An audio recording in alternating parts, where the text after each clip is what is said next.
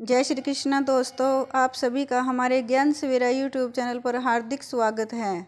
श्रावण मास की कृष्ण पक्ष की पंचमी को भैया पंचमी मनाई जाती है। इस दिन प्रातःकाल सिर धोकर स्नान करते हैं और एक थाली में पहले दिन रात को भीगे हुए चने, मोठ, पैसे, हल्दी, कच्चा दूध मिलाकर पानी भरा हुआ लोटा लेकर कीकर के पेड़ पर जाते हैं और एक टहनी पर जल चढ़ाकर हल्दी से टीका करते हैं और सबके माथे पर हल्दी से टीका लगाते हैं। लोटे पर भी मोली बांधकर सतिया बनाते हैं। झाड़ी की टहनी के कांटों पर मोठ चने बोते हैं। फिर अपनी साड़ी के पल्ले से अपने माथे व कीकर की टहनी को 7 बार छू कर कहते हैं, झाड़ झड़े मेरा वीर बड़े। इसके बाद कहानी कहते हैं। कहानी कहते सुनते समय हाथ में मोठ चने लेकर छीलते रहते हैं। कहानी सुनने के बाद छिले हुए मोठ चने वहीं पर चढ़ा देते हैं। फिर विनायक महाराज जी की कहानी भी कहते हैं। कहानी कहने सुनने के बाद पानी सूरज को देते हैं और थोड़ा सा पानी बचा कर रखते हैं। घर के अंदर आने से पहले दरवाजे के दोनों तरफ जल डालकर हल्दी से सतिया बनाते हैं।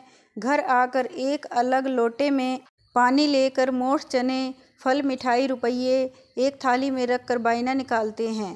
यह बायना सास, जेठानी, ननद को पाँव छू कर देते हैं। यह पूजा बिन ब्याही लड़कियां भी करती हैं और छोटी बहनों को बायना देती हैं। व्रत का उद्यापन। जिन लड़कियों की इसी वर्ष शादी होती है वे पहले वर्ष मायके में ही भैया पंचमी मनाती हैं और चुनरी ओढ़कर बायना मिनस कर एक बड़े ढक्कन वाले भिगोने में भीगे हुए चने भरकर उन पर रुपये, फल, मिठाई, साड़ी, ब्लाउज रखकर बायने के साथ ससुराल जाकर सास, ननद, जेठानी को पाँव छूकर यह बायना देती हैं। इसी प्रकार उद्यापन किया जाता है। आइए सुनते हैं भैया पंचमी की कहानी। एक राजा था, उसके 7 बहू बेटे थे। 6 बहुओं का तो पीहर था, 7वीं का कोई पीहर नहीं था। 6 बहुएं कुएं पर पानी भरने गई तो आपस में बोली कि जल्दी जल्दी पानी भर लो, बाद में धोख मारने जाना है। कुएं पर कोई एक जनी उन 6 बहुओं से बोली कि तेरी जिठानी क्या कर रही है? तो वह 6 बहुएं बोली कि वह तो चरखा काट रही हैं, उसे क्या मालूम है कि भैया पांचे क्या है, क्योंकि उसके भाई नहीं हैं। ये सारी बातें एक सरप सुनकर उन 6 बहुओं के पीछे पीछे चल पड़ा। घर में आकर सरप ने आदमी का रूप लेकर 7वीं बहू से कहा, बहन राम राम। वह कहने लगी, मेरे तो कोई भाई नहीं था, तू भाई कहाँ से आ गया? भाई बोला, बहन तेरी शादी के बाद मेरा जन्म हुआ, इसलिए तू मुझे नहीं जानती। फिर वह अपने सास से पूछने गई कि मेरा भाई आया है, क्या करूं? तब सास कहने लगी कि तेल से चूल्हा लीप ले और तेल में ही चावल चढ़ा ले। ऐसा करने पर ना तो चूल्हा सूखा और ना ही चावल पके। फिर पड़ोसन से पूछने गई और पड़ोसन के बताने पर मिट्टी से चूल्हा लीप कर पानी में चावल चढ़ाए। दाल चावल बनाकर घी बूरा मिलाकर उसने अपने भाई को जिमाया। जिमने के बाद भाई बोला, बहन मैं तुझे घर ले जाने आया हूँ। बहन को साथ लेकर जब भाई जंगल में जाकर बहन से बोला कि अब मैं शरप बनूंगा और तुम डरना नहीं, मेरी पूँछ पकड़कर बाम्बी के अंदर मेरे पीछे पीछे आ जाना। बॉम्बी में पहुंचने के बाद भाई बहन बोलने लगे, हमारी बहन आई है। भाभी बोली, हमारी नंद आई है। भतीजे बोले, हमारी बुआ आई है। माँ हर रोज़ अपने बच्चों को घंटी बजाकर बुलाती और उनके आने पर उन्हें दूध पिलाती थी और वह देखती रहती थी।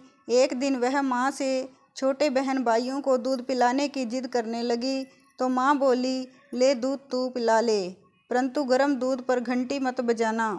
उसने गलती से गरम गरम दूध पर घंटी बजा दी, जिसके पीने से किसी की जीभ जल गई, किसी की पूँछ और किसी का फन जल गया। तब सब गुस्से से बोले कि इसने हमें जलाया, अब हम इसे खाएंगे। यह सुनकर माँ बोली, इससे गलती हो गई, मैं इसकी तरफ से माफ़ी मांगती हूँ, इसको छोड़ दो। उसकी भाभी के लड़का हुआ तो भाभी बोली, मांगो नंद, तुम्हें क्या चाहिए? नंद के मांगने पर भाभी ने अपना 9 लखा हार नंद को दे दिया और कहा कि अगर तुम यह पहनोगी तो हार ही रहेगा, यदि कोई और पहनेगा तो उसके गले में सर्प बन जाएगा। राजा का लड़का उसे लेने आया तो उसने भगवान से प्रार्थना की कि हे भगवान, उस बाम्बी की जगह महल चौबारे बना दो। जब उन्हें वहां रहते रहते 2.5 दिन हो गए तो राजा का लड़का पत्नी को लेकर जाने के लिए बोला। विदा करते समय उन्होंने उसे बहुत दास दासी, हाथी घोड़े, धन दौलत देकर विदा किया। परंतु जाते समय राजा का लड़का अपनी धोती भूल गया और रास्ते में याद आने पर लड़का पत्नी से बोला कि मैं अपनी धोती वापस लेकर आता हूँ। तब पत्नी बोली कि उन्होंने हमें इतना सब कुछ विदाई में दिया है, फिर भी अपनी पुरानी धोती लेने जाओगे तो मेरी भाभियाँ क्या कहेंगी। उसने कहा कि ऐसा नहीं होता कि नई मिल जाने पर पुरानी छोड़ देनी चाहिए, और मैं तो अपनी पुरानी धोती जरूर ही लेकर आऊँगा। राजा के लड़के ने वहाँ पर जाकर देखा कि ना तो वहाँ पर कोई महल है, न चौबारा, और उसकी धोती कीकर के पेड़ पर लटक रही है। यह देखकर राजा का लड़का पत्नी पर तलवार तान कर खड़ा हो गया। या तो सब सच सच बता दे, नहीं तो मैं तुझे मार दूंगा। तब पत्नी ने राजा के लड़के को बताया कि कुएं पर पड़ोसन देवरानी जिठानी बोली मार रही थी कि मैं भैया पांचे क्या जानूं, क्योंकि मेरे तो पियर ही नहीं था। यह सब सर्प देवता सुन रहा था और वही मेरा धर्म भाई बना। आपके आने की बात सुनकर मैंने तो भगवान से सिर्फ 2.5 दिन का पियर मांगा था। घर आने के बहुत दिनों के बाद बहू के लड़का हुआ तो उसकी नंद भी बहू के पूछने पर बोली कि मैं तो वही 9 लखा हार लूँगी जो तुम अपने पियर से लाई हो। तब बहू बोली कि तुम और कुछ भी मांग लो, मैं सब दे दूँगी। यह मेरे 2.5 दिन के मांगे पियर का हार है। अगर मैं यह पहनूंगी तो सोने का रहेगा, कोई और पहनेगा तो सरफ बन जाएगा। तब नंद बोली कि मैं लूँगी तो यही हार, नहीं तो कुछ नहीं लूँगी। तब बहू ने हार नंद को दे दिया। जब नंद हार पहनने लगी तो वह सरफ बन गया। यह देखकर बहू बोली कि मैंने तो तुम्हें पहले ही बता दिया था कि यह मेरे 2.5 दिन के मांगे पियर का हार है। और नंद को पूरी आप बीती बताई कि किस तरह यह हार मुझे मिला और कैसे मेरा 2.5 दिन का मांगा पियर था। यह सब सुनकर तब नंद बहू से बोली कि भाभी, क्या सच में ही भैया पांचे में इतना सत्य है, विश्वास नहीं होता। तब बहू के ससुर राजा ने नगर में ढिंडोरा पिटवा दिया कि लगते श्रावण की पंचमी को सब कोई भैया पांचे मनाए, चने मोठ भिगोएं, कीकर के झाड़ में पिरोएं और चने मोठ से धोख मारकर इन्हीं का बायना मिनसें। हे सर्प देवता, कहते कि सुनते कि ओंकारा बरते कि सभी की मनोकामनाएं पूरी करना। फिर विनायक बाबा जी की कहानी सुने।